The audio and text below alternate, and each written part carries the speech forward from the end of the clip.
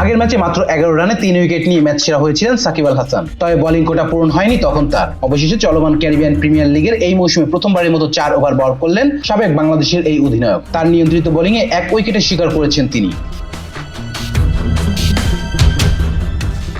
কিন্তু তার পারফরমেন্সের জয়ের জন্য যথেষ্ট হয়নি অ্যান্টিগা ও বারবাডোস ফ্যালকনের। ত্রিনিদাদের ব্রায়ান লারা স্টেডিয়ামে বৃহস্পতিবার ত্রিনবিগো নাইট রাইডার্সের বিপক্ষে 8 উইকেটে হেরে যায় অ্যান্টিগা। টস হেরে প্রথমে ব্যাট করতে নেমে নির্ধারিত 20 ওভারে 7 উইকেট হারিয়ে মাত্র 146 রান তোলে দলটি। ব্যাট হাতে ব্যর্থ হন সাকিব। তার ব্যাট থেকে 14 বলে আসেন মাত্র 13 রান। লক্ষ্য তাড়ায় নেমে 8 বল হাতে রেখেই জয় তুলে নেয় নাইট রাইডার্স। অ্যান্টিগার হয়ে 4 ওভারে 25 রান খরচে 1টি উইকেট নেন সাকিব। তবে হারের পরও 7 ম্যাচে 3 জয় নিয়ে পয়েন্ট তালিকায় শীর্ষ আছেন সাকিবের অ্যান্টিগা। যদিও বাকি দলগুলো তাদের চেয়ে ম্যাচ কম খেলেছে। দ্বিতীয় স্থানে থাকা ত্রিনবিগো 4 ম্যাচে জিতেছেন মাত্র 3টি।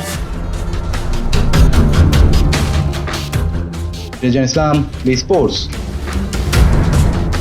Please subscribe our channel to get more information about sports world.